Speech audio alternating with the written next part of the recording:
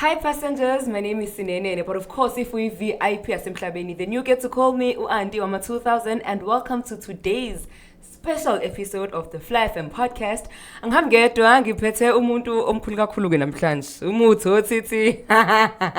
He is a seasoned DJ, professional DJ, MC, presenter, and most importantly, the station manager of Fly FM. Without him, ngabe nam angikho, ngabe nawe awubuki la. So please put your digital hands together and help me welcome JD Mdu. You lied about the intro. I lied? Yes. How come? Where? Which part did I lie? Is that not what you do? Hey, I did. I did, yeah. Thank you so much for the lovely welcomes. Ne, went to my 2000. You know, I told myself I'm never going to find myself behind a microphone, but here I am. That's why you and I'd like to categorically maybe just put the disclaimer, I don't think this is an episode. This is just an intro of what Fly FM is about. Okay. You know, a bit about Durban Youth Foundation and how we got here. I think, we're leaving the podcasting and the episodes to you and your guests and you and the other. But you are my guest. I mean, I get it. Okay. It's like the introduction, but you are my special guest. Earphones. Anyways, thank you so much for joining us and welcome to the introduction or welcome to the show. Welcome to the studio. Imagine gig welcome kwako. Come on, let's speak on that. All right, so let's get into it. Okay, before we do, please don't forget to subscribe to our YouTube channel. It is Fly FM, and also follow us across all major social media platforms. Turn on our notifications icon to be a part of our little family. We are growing it and making it big, so make sure by the time it's big, you are also part of it. So now, your career dates back to unyaka 2000. Langaza lakhona mina. Oh, really? Well, not really. So no, it's okay. Mong round off adongilon. You look like that. It's fine. I know. Anyways, so unyaka 2000, you were still working at Red Cape Radio, which was under Mr. Price, right? I just started there. Yeah, that's where you started. Yes. I would like to know, how did you kickstart radio career? Because that's a very odd way to kickstart, by the way. It's the first time I'm hearing umuntu who debuted on radio through a Mr. Price group or like a retail radio. Normally, abantu baqala in community radios or commercial radios. So it's the first time I'm ever meeting someone who made their debut on a retail group. So I want to know, how did you get into that? Did you have to work at Mr. Price Kala before you are part of the radio corner? If I was Mr. Price, but you'd like to get into a radio station or their radio, is there a way in which you can do that without being a staff member Sakona as existed at the time? Well, it's very simple. Yes, I did start my professional career there, but I was the type of person, when I got that opportunity to meet the guys, when I say guys, I mean the management and the staff at Red Cap Radio, what it was known as, I was already hustling at DYR for a long time. I started going to DYR from as early as 1996 when I was 16, still in high school. So with me, radio is not something that I tried to do for ulterior motives. It was a calling. Okay. So I just gravitated towards anything radio, music. Ngasekhaya, I was already DJing with the guys, my sound system and then radio, because I just felt that I have to. So while you think, DYR from 96, am I correct? What were you on air, like working no more behind the scenes, just trying to learn how it's done? Yeah. So around 96, I was still in high school. And I used to go to DYR, and they turned me down. They rejected me many times because I was still too young. I finished school and so forth. I was just eager and hungry, and I'm just grateful that something I still have even to this day. When I want something, I just go for it. I don't see any no's, even though I get a lot of them, but I always anticipate a yes. So when I get the no, I'm like, you don't know what you're missing, and I move on, yabo. Mm-hmm. So So then. Then I finished grade 12 in 97. So end of 97, then the following year I went and did a bit of engineering studies, because it's another gift that I have. It's just that my gift for music outweighed my gift for engineering. So then a year later, 2000, I met this guy, Hamilton, while we were going back to DOR to say, hey, now we're done school and everything, give us a chance, Palebo. And they were not keen still. So Hamilton said, Uvela, Manyon, he's like, hey, I know this place at Mr. Price, man. they've got a radio station there. It didn't make sense to me, just like it didn't make sense to you. It didn't. But I said, okay, let's go check it out. If it's a radio station, that's what we want. So now, because Red Cap Radio was backed by Mr. Price, a huge and successful corporate, the studios were beautiful. At the head office there in Durban Station, beautiful studios, very professional, well set up. When we went there, I was like, we got to be here. Even if it's just for the studios, we got to be there. And then we pursued that. It was a very difficult pursuit because we went there to try and get into, the ranks of the station, and it was a bit difficult, So we basically pursued until we eventually got the break. Okay. Maybe later on in the interview, I'll tell you how we actually toiled and got in there eventually. So that how will also tie into if you can get into station Eskanjalo without working without. Yes, you can. Yes, you can, because it's an entity within an entity. It's got nothing to do with you working for the company. That was just a radio wing, and luckily, the then station manager David Yap was very open-minded. He looked for talent. You were recruited on merit, and you stayed on merit. It was nothing to do with whose son you are, whose friend's son and all that, whether you're white or black or Indian or anything like that, colored. It was just purely on merit. If you had and expressed the dedication and commitment to want it, he gave you the chance. And if you sustained it, you stayed. And if you pushed further, he'll make you grow within the company, to a point where we traveled all over the country of SA. We did promotions within Mr. Price, launching various stores, because around early to mid 2000s, Mr. Price was booming in growth.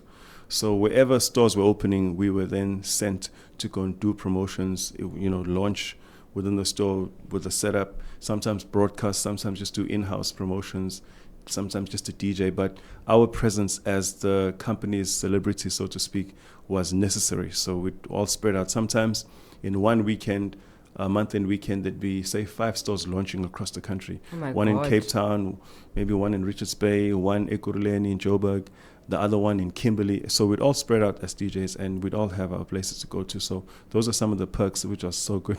That must have been so much fun. And speaking of perks, actually, I'd like to know how your experience was, how you found it working at Red Cap Radio. And I'm talking about the good stuff and the challenges, because, of course, so it's so hard for me to honestly tell you what was challenging, because it was honestly a blissful experience. The best company I ever worked for, and I'm being dead serious. Okay. This is not me trying to score brownie points with Mr. Price or my former boss. Discount for I did get a lot of those. But it was honestly, I'd say 9 out of 10 beautiful. As with any career or anything you do, there's always resistance, but I'll give that resistance 10%. Anything, that you aspire to grow in will challenge you. So that was, I guess, the challenging part. But from a company perspective, it was honestly the most beautiful place. Even to this day, people who work for Mr. Price Group are absolutely loving it. And, it also boils down to your department team leader. Mm-hmm. David still is the fairest person I know. He gave us equal opportunities, and he mentored us more than anything else. He saw potential and talent. He mentored you. And over and above just the Mr. Price radio part, I remember he opened doors for me for gigs like, the Moses Mabhida Stadium gig. He connected me to people who were agents on behalf of the station, and I ended up becoming the official Moses Mabhida Stadium announcer, even for the World Cup of 2010. So I'd done some phenomenal things like that. That was through my relationship with David Yap. So, and also various corporate gigs where I learned through him, just by observing, going with him to gigs, how to DJ, how to MC professionally for gigs that paid very well for a long perpetual career. So those are some of the things that he helped us with. So speaking of music, I know you are very passionate about that, because every chance you make it a point so you love music. But now you can love music just for consumption. But I want you to please get into how you got into music, the business side of music, which is DJing and making money out of your love for music. What fueled the passion for music, and how did you eventually find yourself as a professional decks man on the decks, spinning the decks as a DJ? Well, remember that by extension, when you are a presenter, there are many branches to that field of entertainment. Yes. When you're a presenter, you will, get requests for emceeing at gigs. You will get requests for coming to DJ. It happens to guys who don't even know how to DJ and MC very well, but just because you are a popular personality in a certain community and place over the airwaves, people just want to see you. So even if you don't do such a great job, they'll still call you anyway, as you will see if you may observe, even in this day and age. So with me, fortunately, I came into the radio space already having about 3-4 years of unprofessional experience as a DJ, local at the bars and, those I'm a sport in and I'm a tavern. So I had a clue of what DJing was. So when I joined Red Cap then, what I used to do is I used to see that David was doing a lot of gigs. When I joined Red Cap Radio, I was around 1920, and David, I think, was 35 at the time. He was in his prime, in terms of being a DJ and doing corporate gigs and so forth. So I used to go and just gimpelezel and just help him set up, carry the speakers. Back then, it wasn't digital. He used to have so many CD boxes. I used to actually dread that part. But it was what it was. So I used to help him set up the sound system, speakers and everything. And then I used to watch how he DJs, and then slowly, if he is like going to the bathroom, he'd say, okay, play the next song. And, it was just a confidence thing to know that I'll be able to handle playing music for a corporate audience to the tune of about 500. Some gigs were maybe like 100 people, somewhere 1,000 people. But it was just that pressure to know that this is a serious environment. There's executives here.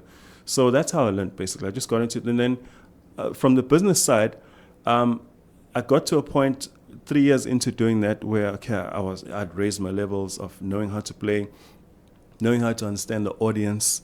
More importantly, track selection for a corporate. It's not like a club where you just go to a typical township where the audience just wants one type of music. Mm-hmm. At a corporate, it's multicultural. There's all demographics there represented. So you really have to know music. So those 3 years, I was taking to learn music, collect music, just keep on slipping in a track here and there. Sometimes it'd leave me, set up a gig, and I'll start the gig, So eventually, I remember then in 2004, I'd known a lot now about DJing, and David was literally leaving me at a few gigs sometimes.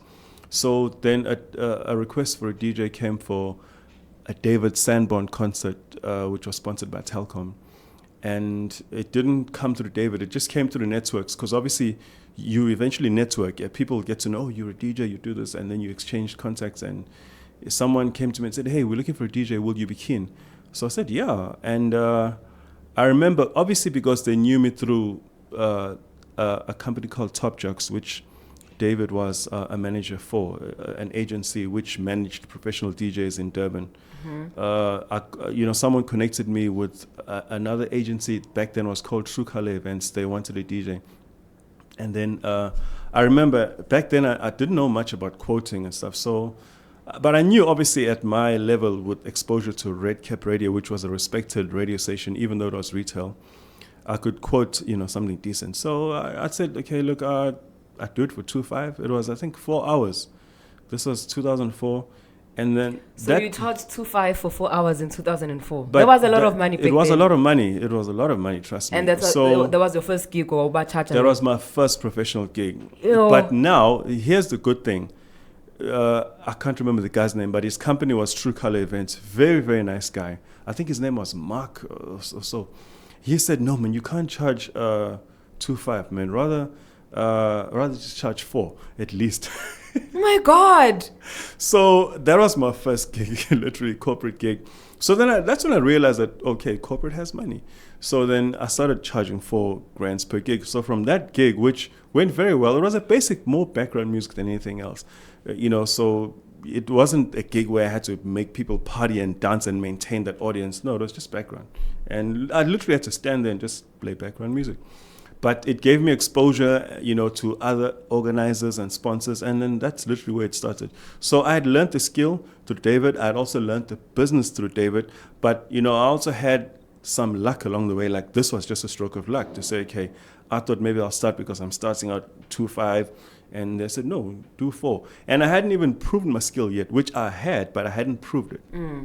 So I just carried on charging 4 for the next few years until I eventually got higher up, and I'll tell you as I assume you, yeah. So more like one of the most common mistakes we tend to make as not just only creatives, but people in business in general, we tend to undercharge ourselves a lot for the services we provide. And sometimes those undercharger, ungas no as undercharger. So I'm sitting here thinking 2.5 is a lot of money for Lesas Cats, which you said 2004, right?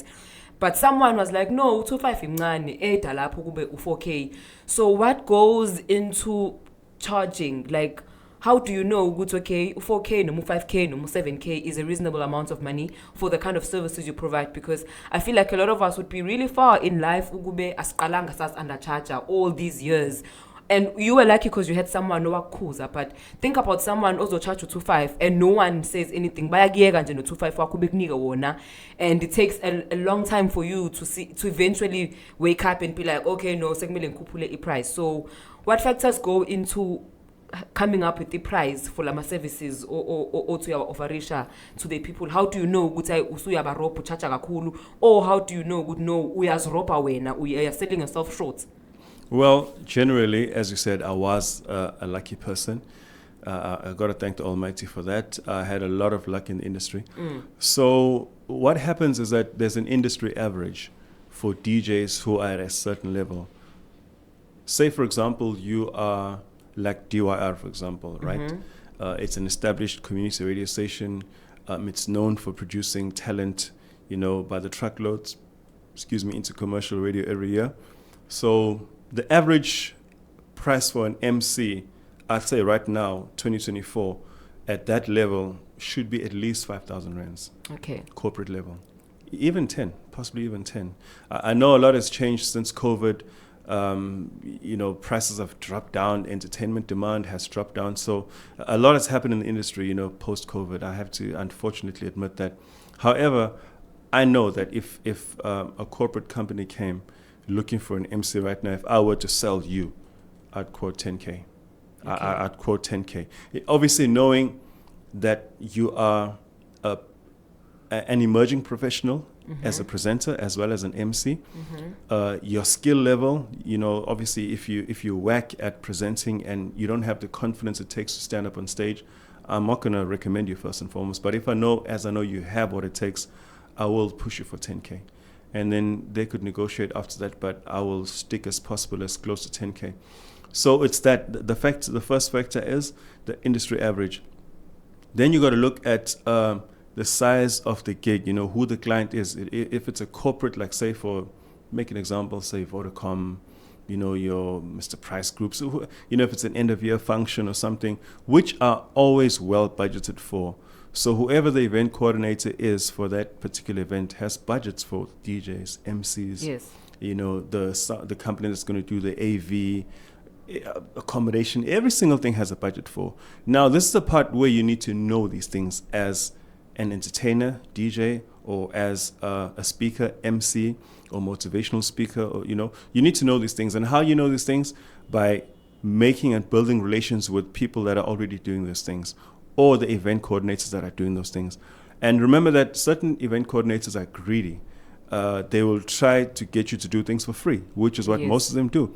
I was just lucky, as I said, that guy from True Color Events said, no, you're undercharging, because I gave him a good vibe that I'm a good person to work with. I was on time, answered my phone. When you basically work with people in a good way, they treat you well. Okay. So that's another factor. So that happened, and then basically. As I said, you got to know the average. Then you got to have relations with people that are in the business, so you know the average, and you have an idea what to charge and quote. And then you got to look at, like, if it's a community event where it's just a township high school, obviously there's no budgets there. Yeah, you can't be charging. Be glad to do it for free. I'll tell you why.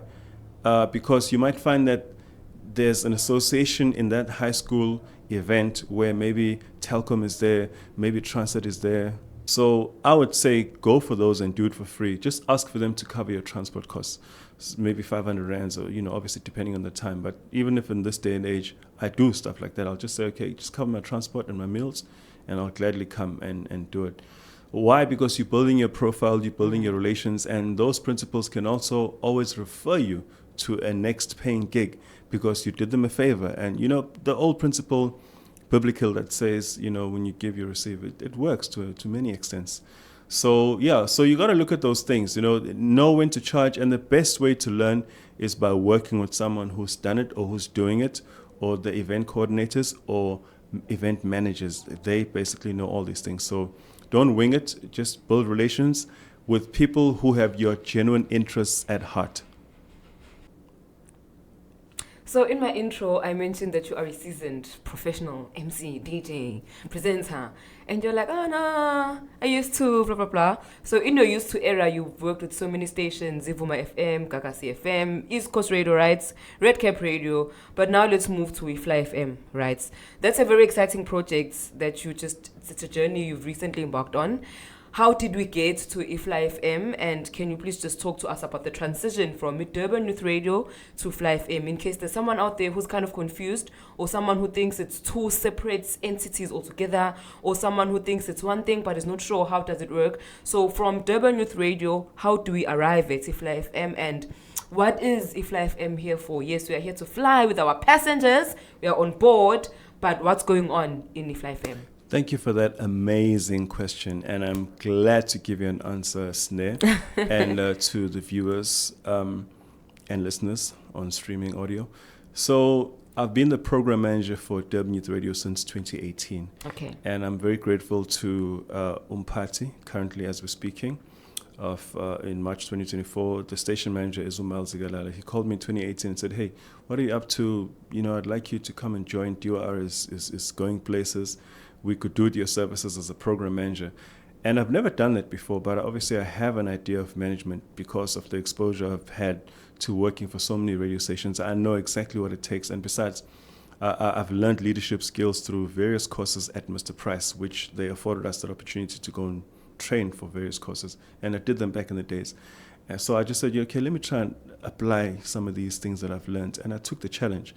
And with understanding radio very well, when you have a gift in something, it's like certain players are good at playing. They don't have the skill to become a coach because they haven't got that administration understanding, that strategic understanding. They want to be told, okay, go in that position and play in that position. And with some guys, it ends there. But I was fortunate that I've got the potential to also become a coach, which basically means, identifying talent, knowing what to do with the talent, what type of show would suit them, at what time, even from a developmental stage, whether you want to start them at night and even once they start progressing, will they be a breakfast show type of person? You got to understand their personality, their drive, their ambition. You got to look at all of those factors and then know where to position that person. Just like a coach would do on the playing field, you got to be able to do that on the radio station, on the program lineup.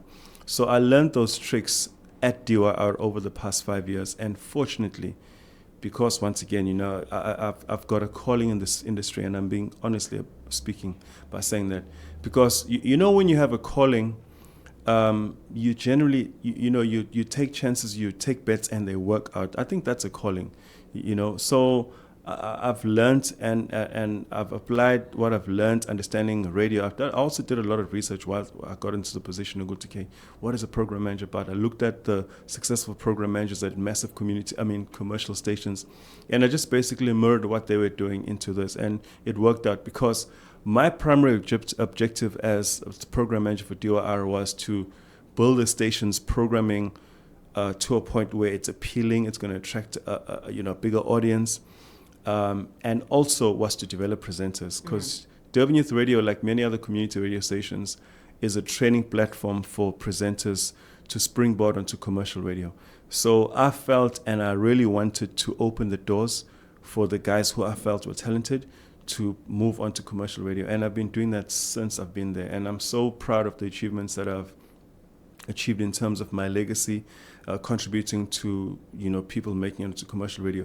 Some presenters came to me not knowing nothing at all, and some came to me halfway along their journey where I just had to position them and push them, and and then they made it. So Another thing now that I started realizing in late 2022 and early 2023 is that DOR was troubled, with some compliance issues due to the fact that many community radio stations, including ours, operates from an under-resourced point of view in terms of finances and in terms of human skill, your staff component. We don't have a full complement of managers and staff. So many people are multitasking along the way. Yes. So I thought, we've given birth to so many presenters, so many professionals, and, so many people's careers who flourished to national success. How about we build a radio station? And that inspiration came to me in late 2022 and early 2023. So I said, I want to take that challenge. Also because I saw a gap in the industry that radio, the traditional form of FM dial radio, is on the decline, whether you like it or not. It's very similar to print media. Yes. So I said, I like to be innovative in the things I do, even in the way I did my radio as a presenter. I DJ'd my gigs. I was always applying some form of innovation along the way. So I thought, how can I address a community of youth in an innovative way? So while applying traditional radio values, but also implement what the modern way of broadcast consumption is. So that's basically how I came up with Fly FM. I mean, I spoke to presenters, friends in the industry about a couple of names and slogans, all of that. I did research, with my peers and random people, who would be consumers. And then I just consolidated all that information and research. And then that's literally how Fly FM came about. The concept was conceptualized late last year, and then it's being implemented now within the first quarter of 2024, and I'm very happy about that. It's promising.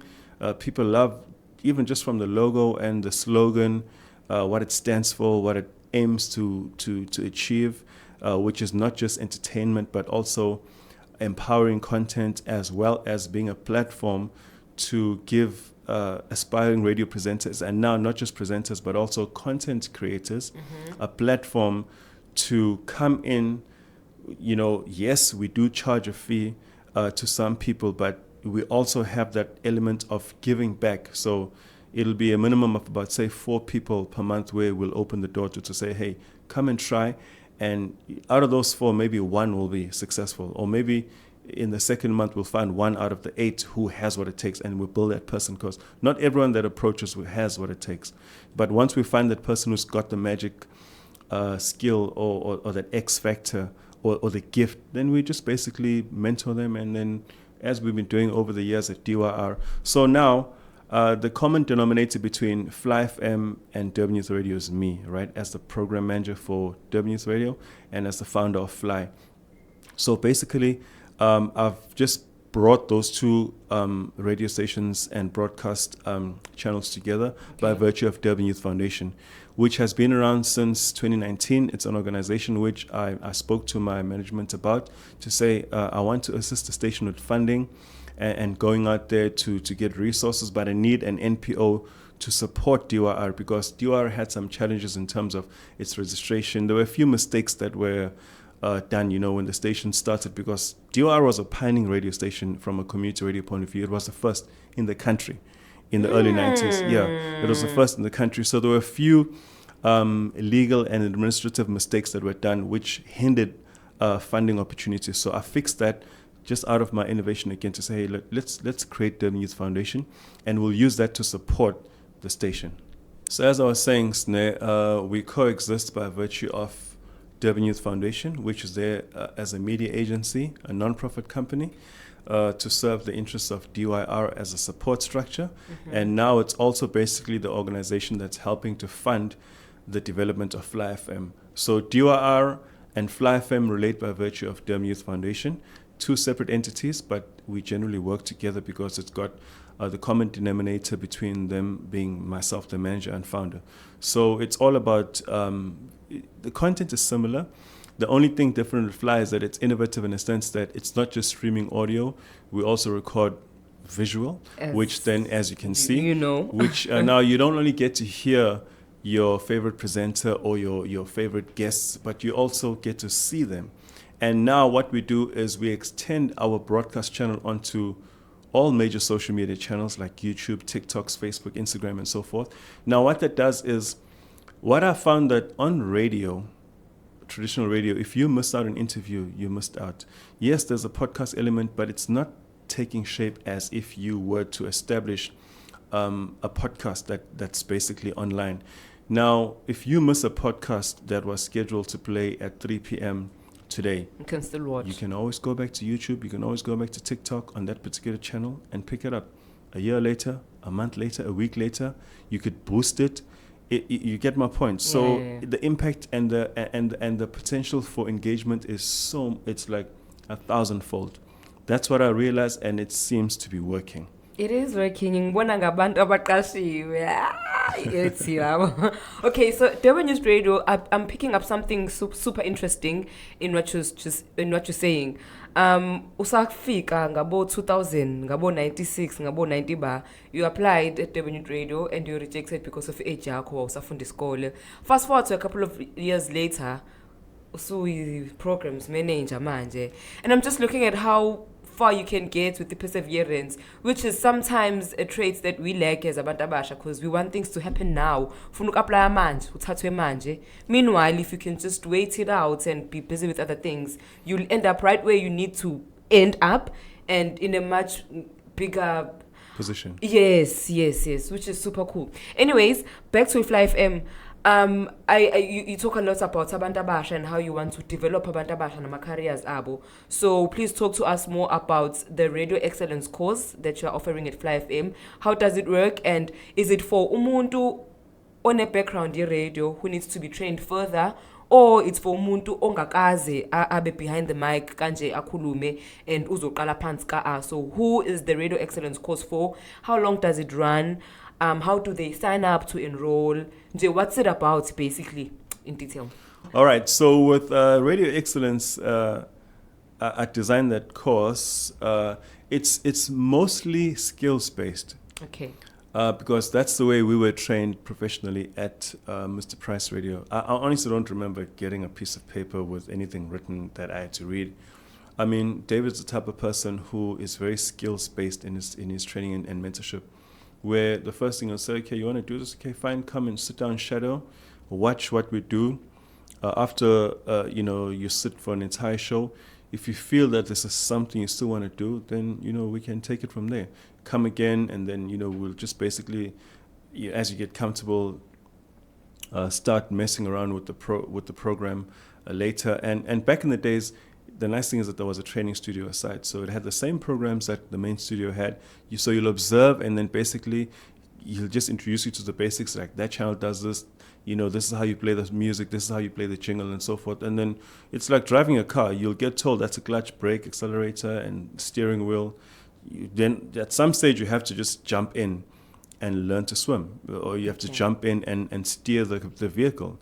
So that's basically it, There wasn't much theory or anything like that. So same with my course, but I just put together some basic amounts of theory because I just found that the youth of today, no offense, aren't as hungry and dedicated to want to learn as the old school generation like myself. I'm still a senior youth. So yeah, that's how we save ourselves. We're so not you Yeah, so please behave. So anyway, that's how we. I found Uti. I have to put some form of theory there to grab their attention and just get the ball rolling before I put them onto the actual practice. And then so go through that basic theory, which is like a day or two, and then after that studio shadow. And then from shadowing, you start learning the basics, how to, play a song, how to mix, how to, the basic operation of the mixing desk, how to link. All that's in the theory, by the way, the linking and all that. So, and it's just basically a day at a time. You just take it a day at a time until, you eventually get it. And, there's a saying that I've come up with and learned over the years, Uti. Individual progress varies. Some people figure out the basics and are able to start running smoothly within 2 weeks, some within a month, some within 3 months. Some run away after 3 months because they figure out that, hey, this thing is too technical. Those who come to take chances, they don't really have this thing in them that they want to do radio. They're just either coming for fame or clout, That because time frame is not even nice. I don't know why they are just. some people come to it for the wrong reasons other than the gift, or they really want to do this. So some people just don't make it, unfortunately. But I've got a very good sense of intuition to pick up who's got the gift. And I won't lie to you, generally 90% of the time I get it right. It's very rare. I honestly can't even think of a time I got it wrong. I can't. Just out of humility, I'll say 90%, but I feel 100% 100%. that I get it right. Yeah, I can definitely. It's a gift I have, so it's a gift I can pick up in others.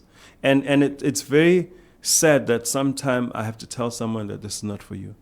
And they hate me for that, and their parents come and call me and ask me why I'm killing their dreams, and I have to explain that, listen, not everyone has a gift of radio, just like not everyone has a gift of soccer. Your child, in my humble opinion, does not have what it takes to be on a radio radio presenter. If you wish to prove me wrong, feel free, but not here. Okay. Nicely put. So now you also offer podcast studio hire services, right? Yes. So you about time. It's all right, don't worry. So who can hire a studio list for a podcast? Yeah, is it someone who already has a concept and they just need in the shooter, or it's someone who's going to begin with the idea, okay, my figure like studio, and how do they actually get to that part where they're like, yo, I would like to use your studio to do a podcast. Yeah, I mean, how long in terms of iteration are they allowed to be in the studio to operate and do whatever, and what does the package come with? So no figure na camera ake or a camera atolakala like haya. How does that kind of service work for laba bafuna nje ukuzoshoot into zabo and bounce? So basically, it's I'd like to call it a turnkey solution to your podcast development or maintenance. Some people already have their channels that are operational with a large following, some of them with a small following that they're still trying to develop. The studio is fully equipped, state-of-the-art equipment. It's digital.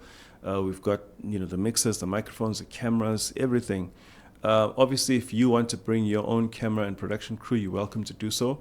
But it's open to people who are starting out. It's open to people who are seasoned as podcasters, because most podcasters have to find the location, then have to get either the same camera crew or a different camera crew, producers, editors. It's a nightmare to bring all those components together. I know. Yeah. So we just providing the turnkey solution to say, just walk in. Obviously, we have to schedule and make sure we've got the right resources and personnel here to record and edit and so forth. So you come in, you record, and then 24 hours later you got your fully edited copy with a few shorts that you can use for various other social platforms besides the full episode on YouTube. And then we charge a fee for that.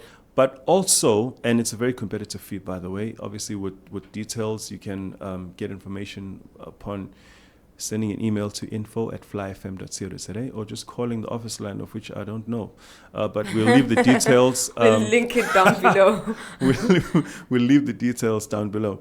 So even we're also looking to empower, as you know, Fly FM is powered by Durban Youth Foundation. So there's always going to be an element of giving back, not just for the podcasters and content creators, but even for radio personalities who are emerging. We'll give you an opportunity to train for free. We can't, unfortunately, do it for everyone because we've got bills to pay. Snare doesn't come cheap. The lights on. Yeah, I'm so expensive. Snare doesn't come cheap. We've got a technical manager, or operator, coordinator. He's super talented. And, we've agreed on a rate, but I feel he deserves more, just like you. So, we obviously have to raise money to pay these things. So while we have support from companies, it's never enough. Sometimes we wait 6 months for a small portion of funding to come through.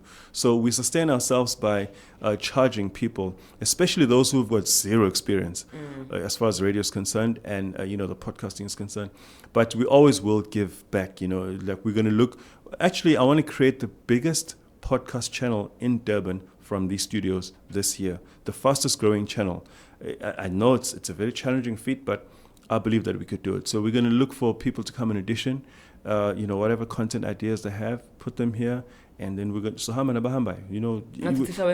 just like very nice. It would be very nice. So at the end of the year, we come back to this episode to review or relook at this part where you manifested and put it out there to the universe. So I want to create the biggest studio in Durban that does this. So boys, to know He put it out there, ngomlomo, and the actions, of You know course. what? It's always magical. It's always magical. I remember, like, your friend who referred you to Kamyo Nkulimbat. I remember when she came, she was already pretty much established as a presenter. Yeah. I just had to position her and said, Nkuli, I want you on the breakfast show. That's the way, we're going to attract attention from commercial radio and you will make it. And look at her today. She's on Gagas FM. She's so big right and now. I'm She's so doing happy. so well, yeah. I remember when Priti Ngwenya came to DOR to be the receptionist, actually. And she said to me that she's got a dream to be a presenter.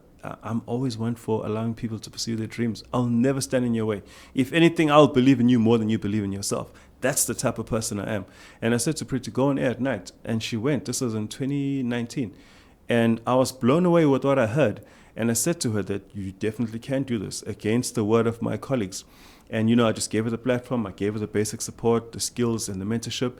And she pushed on for about a year and a half until she eventually went to Gauteng. And I said to her, please pursue this. You still have a future in this industry. And then she went on to VOW. And I believe she's got some excellent mentorship there. But, even though she didn't go directly from DYR to Metro FM, I said to her in 2019, you will be on Metro FM. It's how I was able to see her going on to bigger and better things based on that potential I heard, in her delivery as a presenter. And I must say, those are just some of the things that, as you're saying, we want to look back later in the year. I always reflect and think, wow, when you came. Really did that. I said that, I did that, and now yes, it's here. you came, and I'll never ever take 100% of the credit. I'll just simply say, like, for some people, I get them from scratch. Like with Priti, I was glad, but it also took not just the opportunity and door opening here, but also some outstanding mentorship at VOW. And then, the opportunity, I don't know how it happened, but I remember there was some sort of campaign Metro was doing with VOW, and then I think she went to an audition or so forth, and she's an outstanding presenter. Yeah. She is an outstanding presenter. Brilliant. And there she is. She's on Metro FM officially now as on the lineup. And I look forward to seeing that from a presenter point of view. While I'll be excited, even though I've been doing it for 5 years now, I want to do it under the Fly FM banner. I'll be very happy. And also I'm looking for those content creators who will, by end of this year, have 100,000 followers coming from these studios. That's what I'm looking forward to. Okay. So you have big dreams for Fly FM, and I want us to dream more, njengamanje. Hypothetically speaking, let's say money wasn't a factor, age wasn't a factor, gatekeeping and politics, none of those things were a factor. Where do you see Fly FM in the next few years? What's your ultimate vision for Fly FM? Susa wonke lezinto esesayidini zokuthi imali ayihlangani abantu blah blah blah.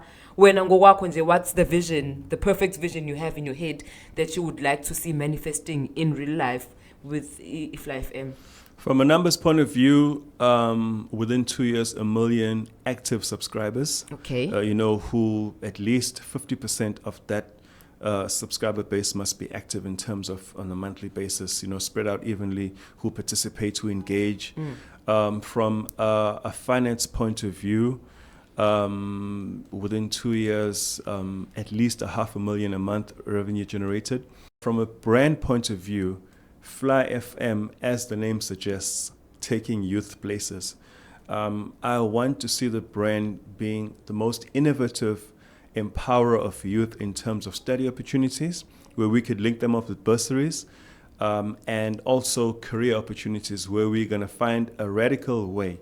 And I wish that name wasn't so much associated to negative politics, but radical basically meaning that I want us to be able to go to companies, and not just later, 2 years from now. As of now, we're going to be doing Durban Career Network, which is an event we started in 2019, where we basically call company executives, company managers at all levels, entry level, medium level, corporate level, to say, hey, look, we want you to open the door. There's so many graduates, there's so many guys who come out of high school who have potential.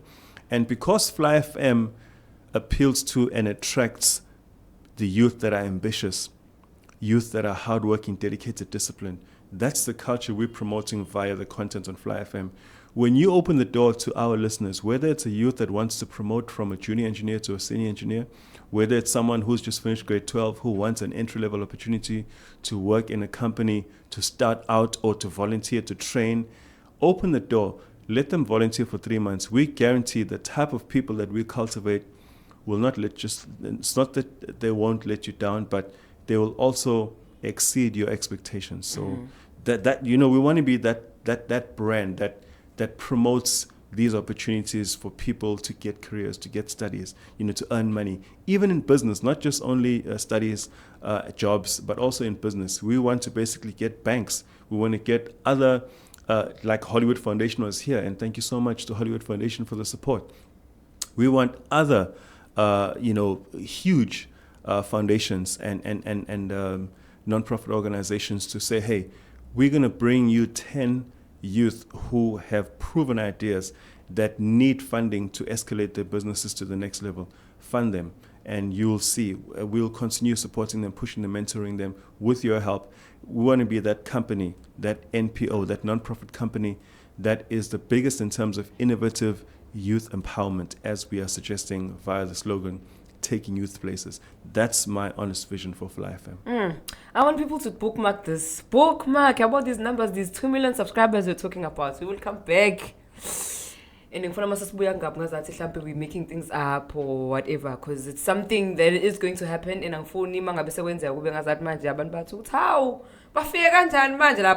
no, calm down. Anyways, we are towards the end of our special conversation, epic conversation. But now, before I let you go, I think, well, not even I think, I mean, it goes without saying, but you've been in the industry for a very long time, and that means you've made mistakes before, you've seen people making mistakes around you, lessons were learned, opportunities maybe were grabbed, some were fumbled, and for you personally, according to my experiences, my observations from other people about around you, what do you think are the biggest mistakes aseke enzeka career yako? And using those mistakes, what lessons did you learn? I want you to try and use the same lessons to motivate abantu abasha, because I need to are trying to take youth places.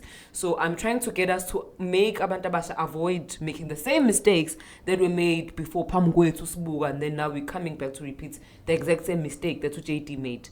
Some of the biggest mistakes I made, if I recall, I remember in 2007, I was so hungry for opportunities to grow. Being ambitious is something that's like, ants biting me in my pants. I just want to grow.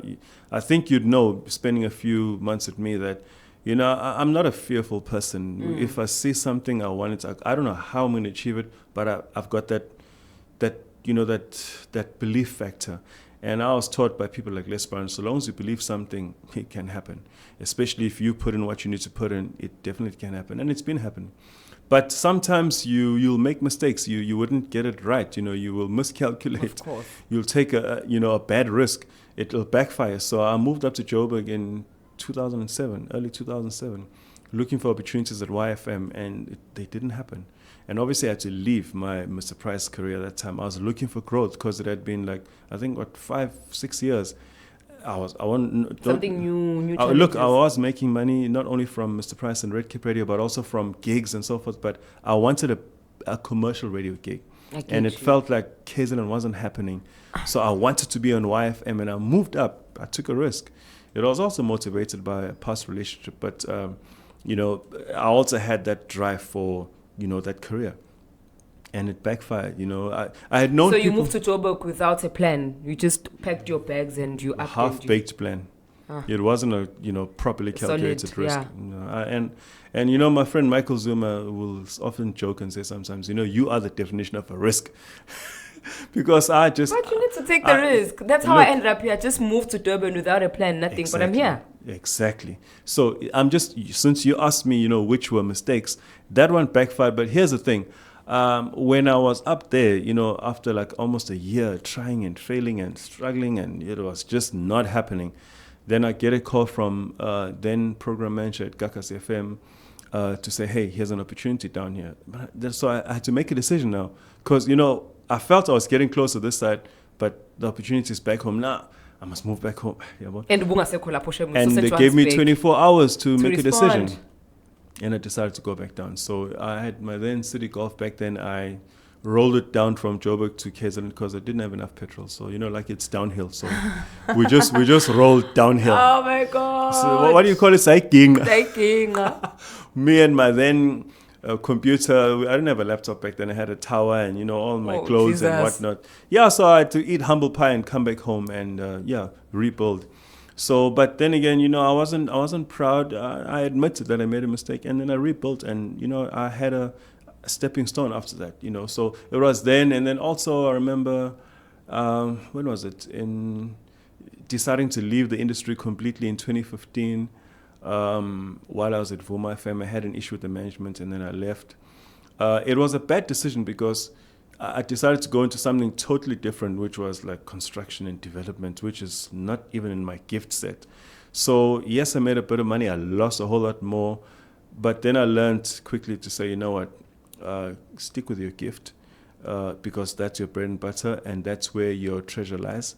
And then, then I came back, and here I am now, program manager for DYR, and mostly what I do now, I don't do many gigs and events. I just develop talent, and then now obviously Fly FM is the baby that I'm going to be focusing on now. I've got a 5-year plan for it, and I'm just hoping that the public supports like they supported my career. It's a gift. Already people are showing signs, and I just trust that the Almighty, the people, the team, you guys who are working with me, and I appreciate that, will help us make it a success. It's not about me. Fly FM is about the team. It's about the audience that we want to empower, and whatever way in which I benefit from will be a bonus. Okay.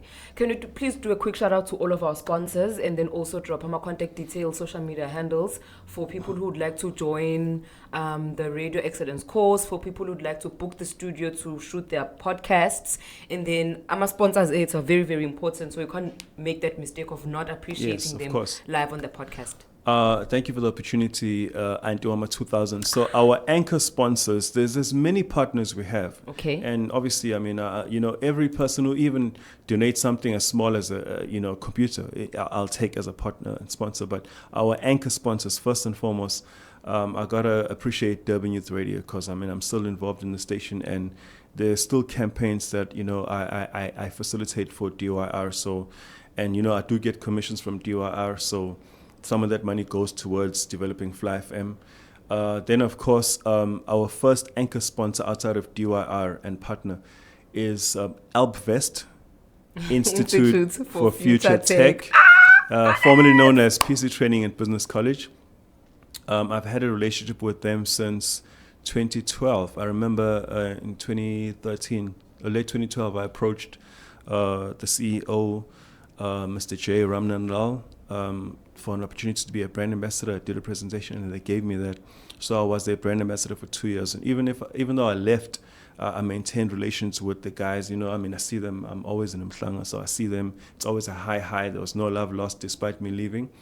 And I remember last year I was looking for institutions and colleges, to work with as a partner for DYR. And for some reason I was reluctant to go to Jay, even though I knew that deep down he would help me, because but I eventually went as a last resort to him after all the other institutions were just not keen to move, even though they promised. And then Jay made it so easy. He said, yeah, come and see me. I've got places in town. I've got places in Mhlanga where we can put your studio. And I said to him straight up that, look, we're struggling, but we have the brand power, the brand value. We just need a place to operate, because we had issues in our previous place with the previous sponsor. So he agreed to give us a place, and here we are. Very grateful to AlpVest, Institute for Future Tech. Then the second partner we've managed to gain is Iconic Business Solutions, who are a national supplier of printers, VoIP services, and a lot of tech and innovation in business services.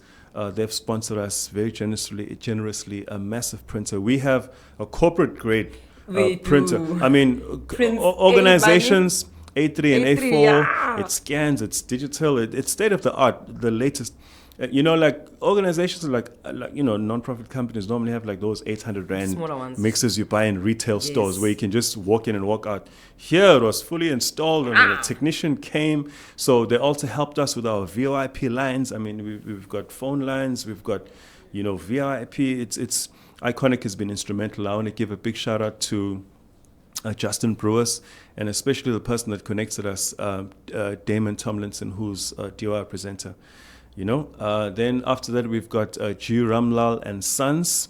So G. Ramlal and Sons are a quality and custom furniture manufacturer who are based in Durban in the Springfield Park area. They are absolutely outstanding.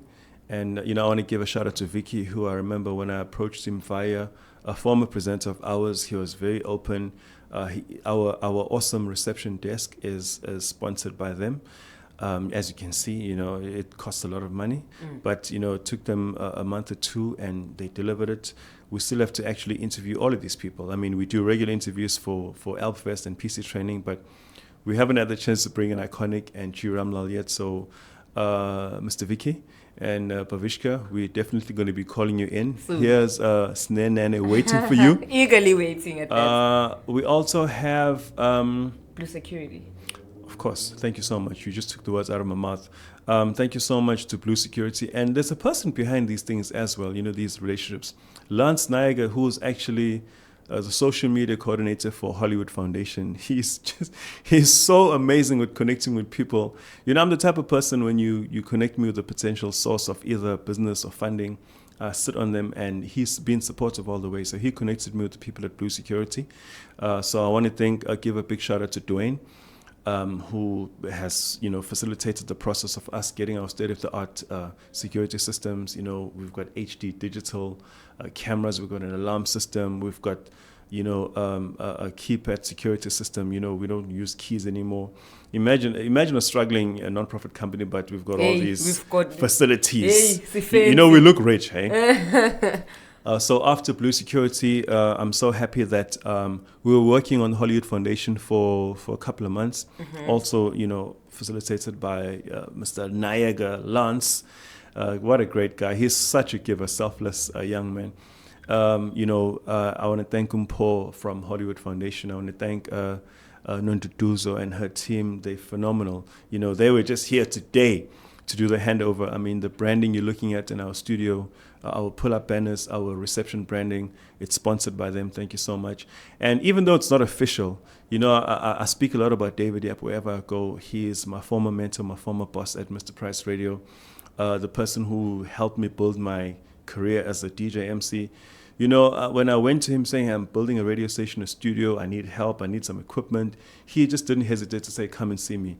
And the beautiful Axia mixer that we have, which costs a couple of $100,000, he literally, yes, we agreed on a price, but before I could even pay anything, he said, just take this, go and get yourself sorted out, and we'll talk money later. Gave me, like these microphones we're using, which are expensive. I mean, Shure microphones, some cabling, processors, equipment.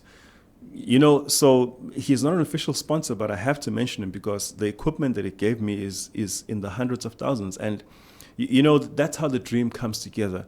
There's other people, like my friend Abdul Malik Tajansi, his manager at Africa School of Technology, Mohammed, who's been helping us. When we first came here, they helped us with desks, chairs, a little bit of money. I remember, so that's Africa School of Technology, a small organization, but, because of the relationship I have with the owner and the management and the team, they helped me out. And that's just the way. Some of them I may not be able to remember right now, but those were the key people in terms of the most strategic things that we needed to run. Also, I want to thank DJ Mdu for helping us with his mixer while we're still busy waiting for software to come for the Axia.